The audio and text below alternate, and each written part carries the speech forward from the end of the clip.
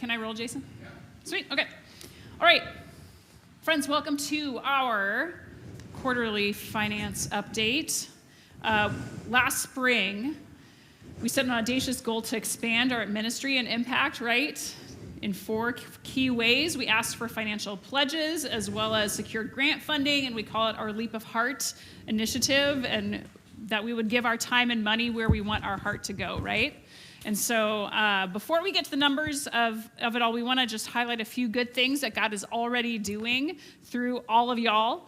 And and specifically in those 4 areas that we're expanding into. So we're just going to quickly celebrate some highlights. This is like highlights reel in those 4 areas, okay? So first, our first Leap of Heart initiative is building more meaningful relationship for impact with our neighbors experiencing homelessness at Kirkland Place.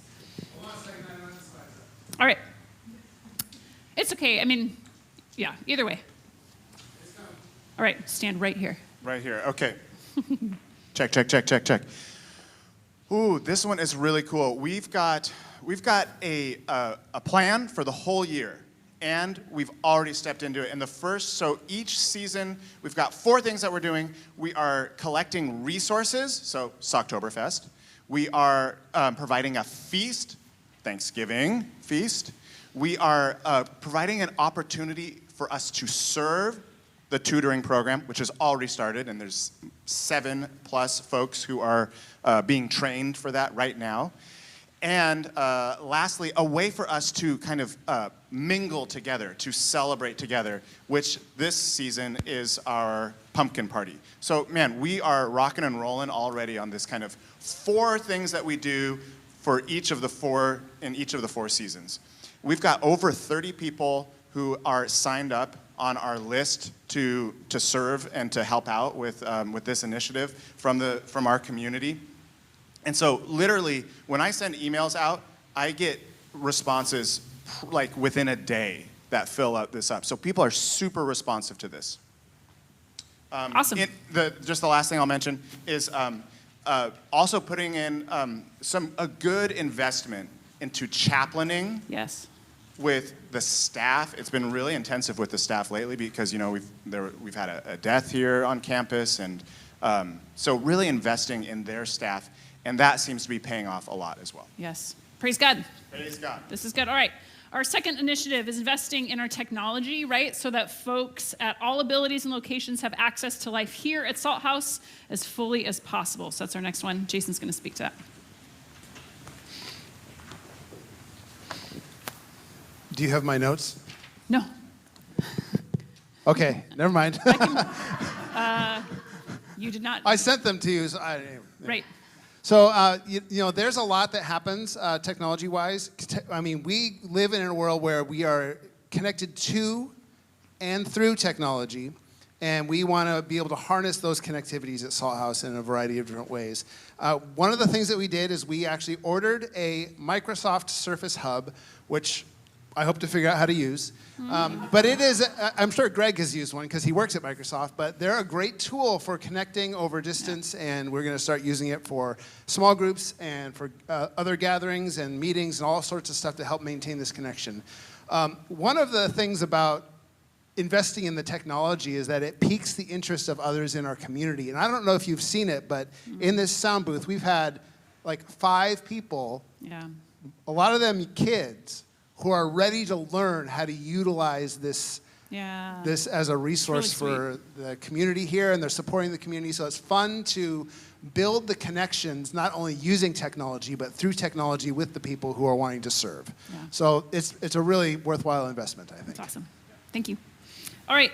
Number 3, our initiative was to expand our impact to fight injustice, especially on behalf of our BIPOC and LGBTQIA+ friends, to the point of also having specific funds going directly to that work.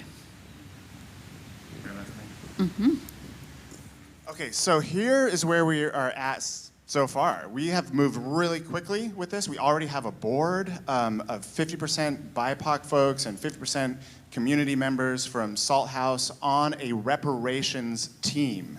And we've done really good work. We've put together all the kind of founding documents, mission documents, as well as a clear process for how we are doing that. and like kind of an enrollment process into a lottery as well. We've received gifts from folks, individuals, and other communities, and our community for this reparation fund.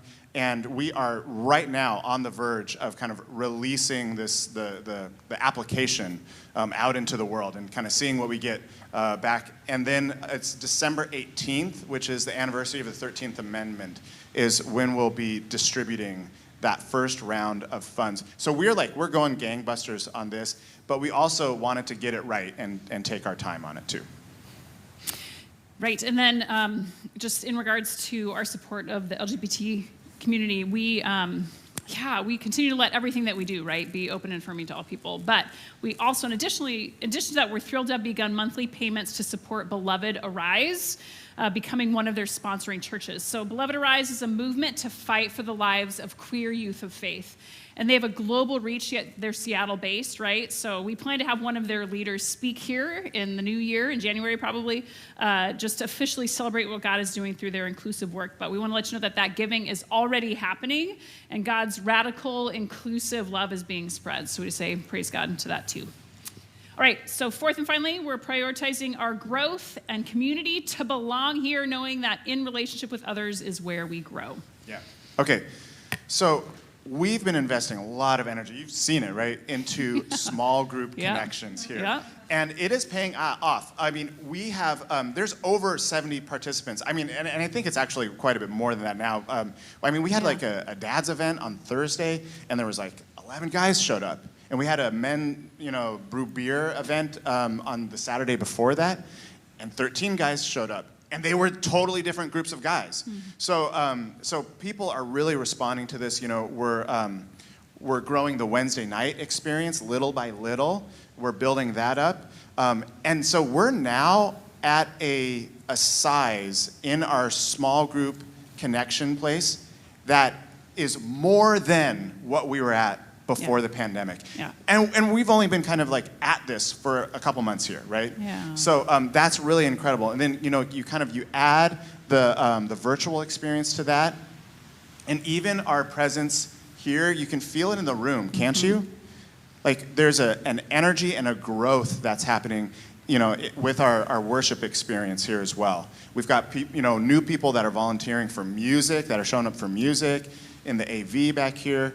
There's just a lot of connections that are happening already, and a lot of anecdotal stories as well, that these are like lasting connections, deep connections that are happening. So praise God for that. Mm-hmm. And then we started building the Wednesday experience with the youth group, which has just been a blast. When Pastor Ryan and Pastor Sarah first interviewed me in February, we talked about youth group stuff. And so it feels like it's been like this year-long journey to get it off the ground. And it's been so cool. We've started with like 9 kids the first week, and then the next week everybody brought friends. And then this week, Rachel and I were fielding questions like, can our friends bring friends? So it's just kind of taken off, and it's been really sweet. We've had some great conversations out around the fire pit and some Bible study. So I don't think it could be going any better. It's so awesome. Thank you. Yeah, so House, this is just like highlights reel, just quickly touching on each of these 4 areas, but there's much more that we celebrate. But even just what we said, that's a lot. Like God is doing a lot, so thank you for your generosity that makes this work and the impact possible. So for all y'all, we say praise God. Yes? Yes. Okay, so now let's look at the numbers, where things are landing so far this quarter. I do want to mention that we are in urgent need to find a treasurer to replace Greg, who's been doing this work as his term is ending. So as you listen now, just like take a moment to appreciate him. And know also that, man, if you have any interest in finding out more about being treasurer, if you have some financial background, Greg will come alongside you and help you learn that stuff. So that's right. You can learn from the awesomeness of Greg. So please consider that. So let's welcome to the House microphone, Greg Fenich. Give him. Okay. Good morning, everyone. Thank you for joining in person as well as online. Thank you, Sarah, for the introduction. And again, if you are interested in learning more about the treasurer role, I'd love to speak to you. It's not accounting. We have somebody else that is doing that. This is more leadership. So you're leading a small finance committee meeting. You meet monthly. You attend the council meetings. But it's really providing oversight and governance for Salt House. And before I get into the next slide, I'll just give you a little hint. It's my trying to bring creativity into numbers. But Sarah, I think, did a great job as well as Ryan and Zach and Jason to share with you the progress that we're making in this specific areas that we invested in. So with that, Jason, if you could go to the first slide. So this is kind of a colorful chart. There's two, I'll say, building block thermometers. The one on the left is for leap of heart, and the one closest to me is for our general giving. And just a reminder, when we approved the budget as a congregation, there were two things that we were really focused on. One, the leap of heart to invest in all these areas that you just heard about. But also, we had to kind of bump up the general giving. And so I'm going to start with the leap of heart first. You can see I have a yellow arrow at the top, so it's and I'll explain why. But the first area here, this quarter to date, we are just over $84,000, which is great. We anticipated a very strong Q1 with the initial pledges coming in. As Sarah mentioned, those leap of heart is made up of a few different variables. One, we have this yellow down here, which is $17,000 that came in the first quarter for our lower level rent. I put it in black because that amount's not going to increase. So that's it, $17,000. We had little over 20,000, almost 20,500 that came in our grant income. So we anticipated, we are getting 28,000 for the year, but of that a little over 20,000 came in. Why the other is still coming in is because they're paying us monthly. We get a monthly grant from the ECLA. And then up here are the pledges, a little over 45,000. So this is made up of one-time pledges and recurring pledges.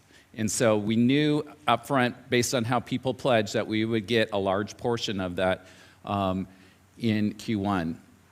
So again, we landed at a little over 84,000. The top number, top left, 124,000 and change. That actually is in excess of what we expected. Our leap of heart goal was 100,000. So when we got a little over 124,000, we're like, wow, that's great. Well, we also need to track it because our expenses that we budgeted rely on that. And so what I did in between our target and Q1 is I added in the remaining recurring grant money. So it's about $833 a month that comes in. So that's just under $7,500 that we'll get for the rest of the year. And that's the green, right, for my eyesight? That is the green.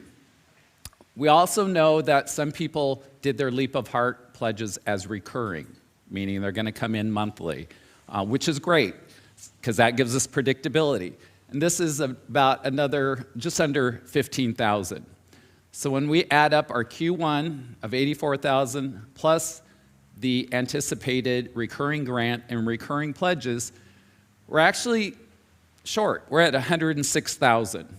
But it's more than the 100,000. However, it's less than the 124. Now I know things change, circumstances change, and so some people that pledge may not be able to pledge as much or give as much. But I just wanted to be transparent because that's one of our big principles for Salt House is being transparent with our finances.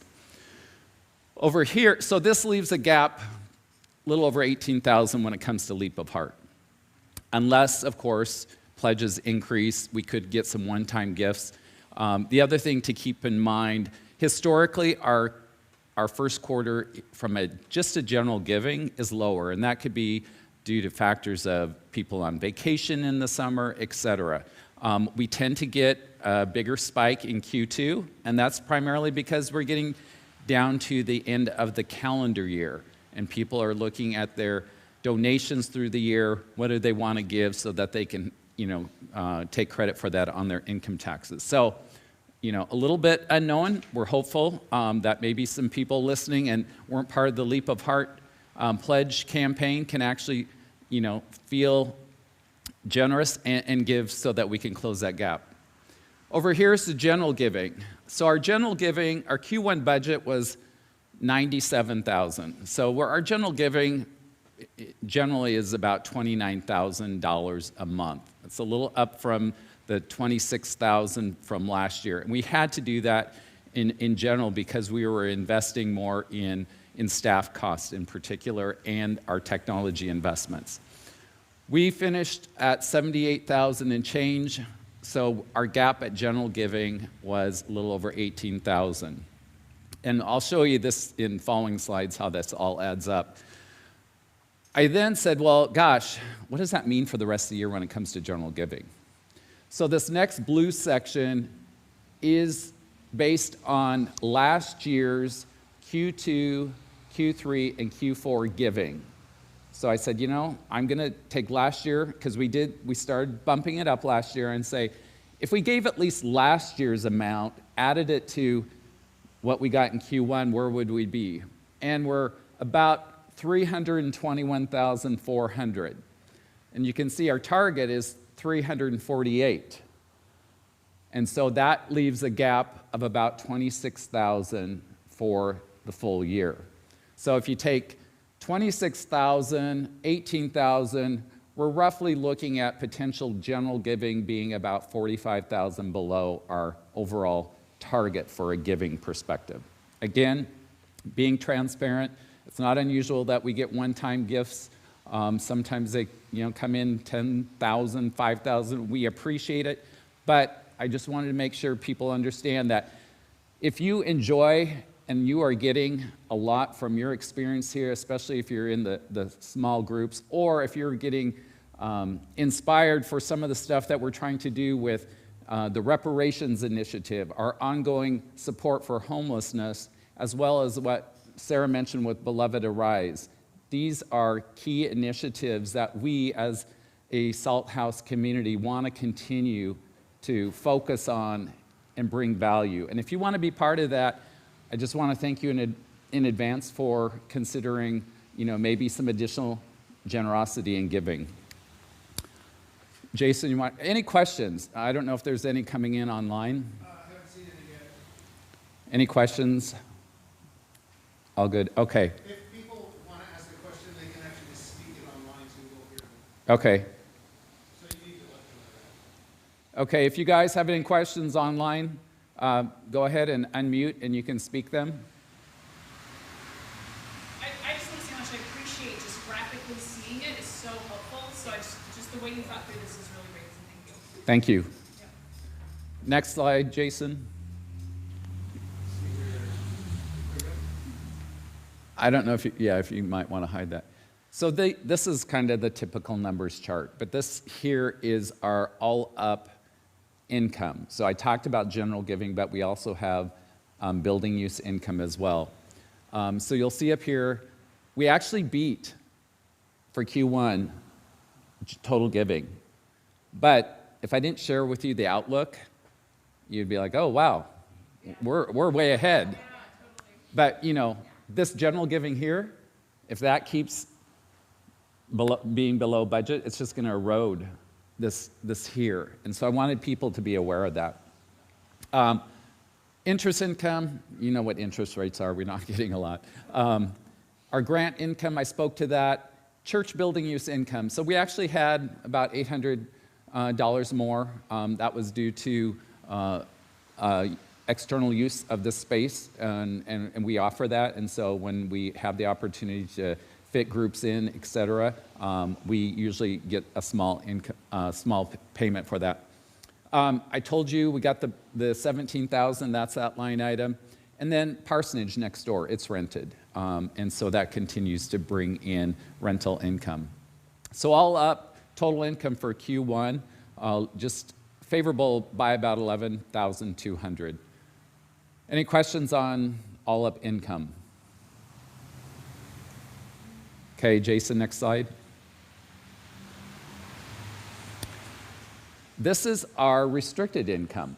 So I talked about homelessness, which comes through in our community initiatives income. We have a small, sometimes we get some from Thrivent. Obviously, we didn't in Q1. We have pass-through reparations and then the LGBTQIA initiative. What's going on in number one? So you'll see that we are over budget by about 15,000. So going back in time, as we started building the Kirkland place, there was part of the project included signage. And so there's not any new sign out there yet, but it's in process. And so in Q1, we actually received a donation for about 20,000 to go toward the new signs for Kirkland Place as well as Salt House. And so when that came in, because it's restricted for the shelter, it came into our restricted income. Now, a small portion of that 17,992 or 1,792, that's for Salt House sign. So majority of the signage is for Kirkland Shelter, but we're also going to benefit. And so that came through on pass-through income. The reparations, so you heard Pastor Ryan talk about the upcoming lottery that they're doing. This is money that's going to go toward that. And then also with the LGBTQIA, that income is, and this goes for the reparations as well. That's two-part. So with our benevolence, we made the election, instead of giving 10% to the synod each month, we said, why don't we give 1% each to the reparations as well as the LGBTQIA?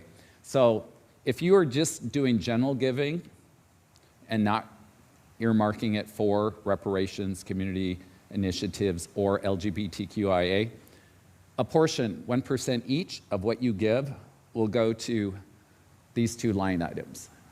This, if you were to go and look at our income for the quarter, you'll say, yep, 1% of that. Reparations is a little bit higher because people have also given directly for that. But you'll see total other income over budget. It's really driven by that sign, the donation coming in for the sign. It is, as you can imagine, a long process with the city of Kirkland planning, getting permits. We're hopeful that that will speed along, but it is in process.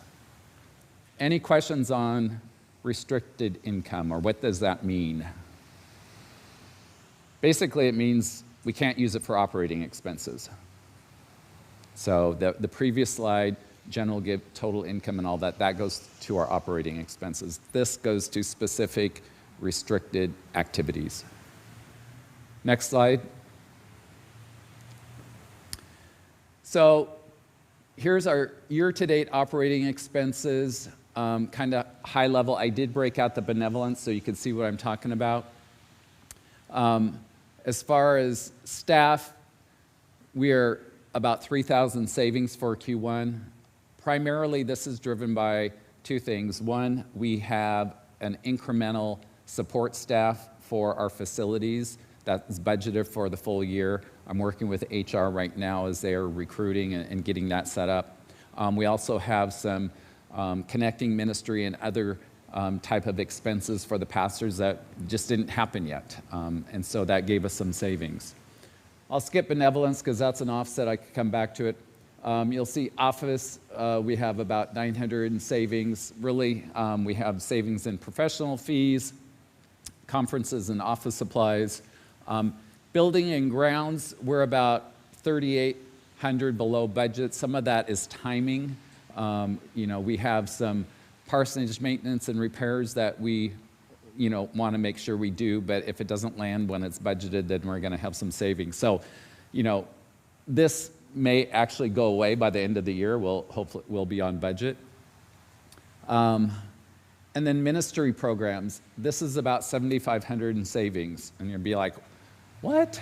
Isn't Jason spending his money? Really what that is, we put in $30,000 for 3 new surface hubs. As Jason mentioned, we want to continue to enhance the hybrid experience, the small group experience, et cetera. We also said that as we look at the income coming in relative to our leap of hearts, we're going to look at our pace of investment. So we have one of those surface hubs on order. However, if that gap that I spoke about at the beginning actually happens, we're not going to have the funding to go buy 2 more.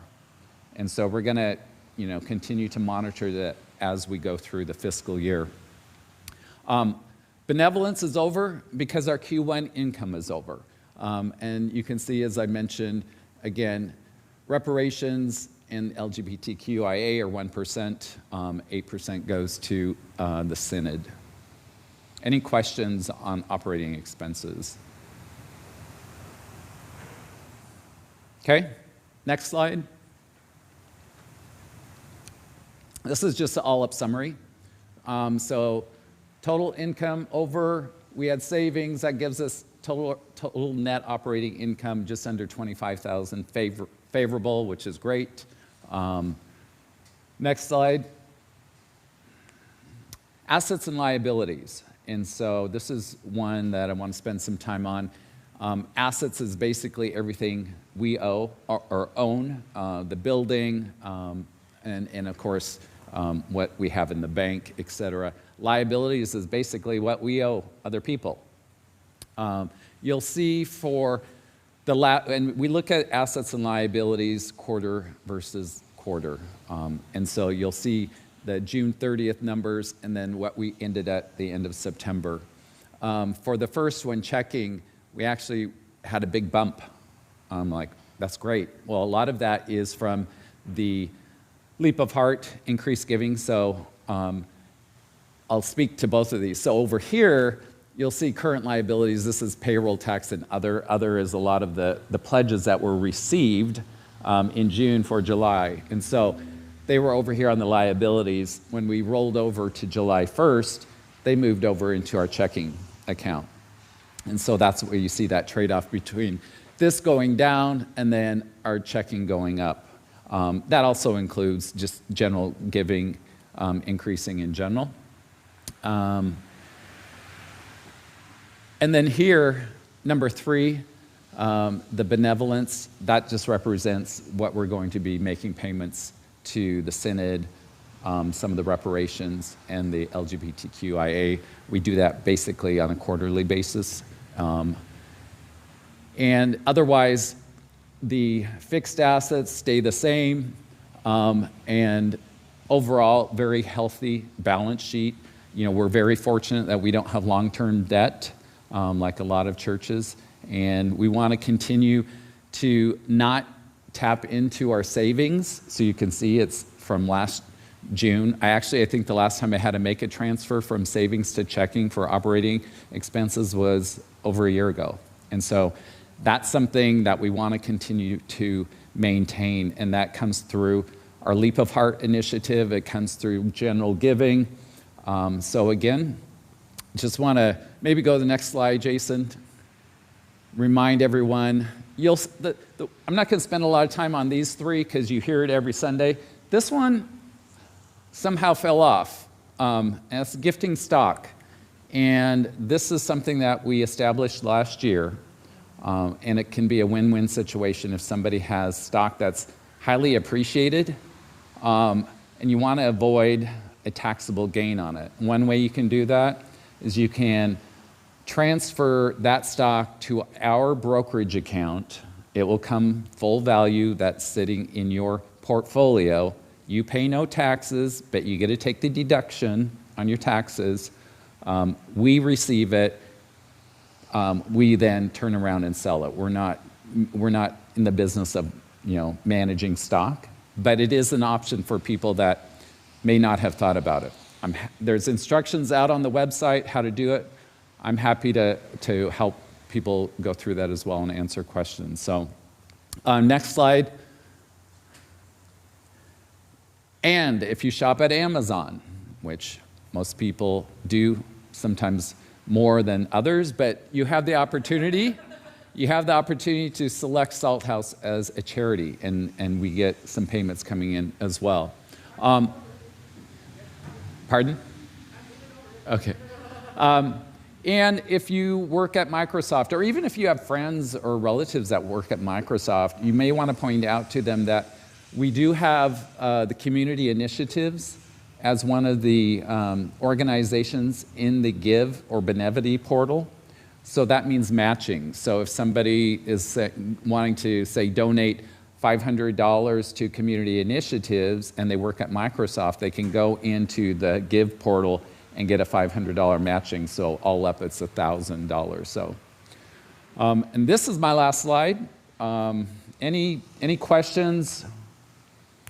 I feel positive about where we landed Q1, obviously, but I want to make sure that we all continue to stay focused. I know, like I said, circumstances change for people, and I want to just make sure you guys are all aware that myself, Renee, who supports the accounting, doing a great job, Scott and Dale, who are on the finance committee with me, we take this seriously.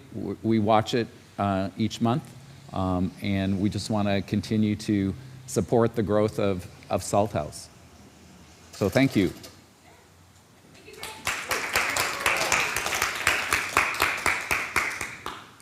Anything else, Sarah?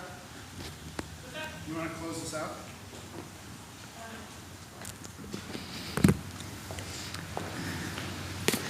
Da-da-da. Just simply to say thank you, Greg. And thank you, y'all, for being invested in this place. And yeah, it's good. This is good. So friends, may you go in peace, still, to be salt and light for the world. Thanks be to God.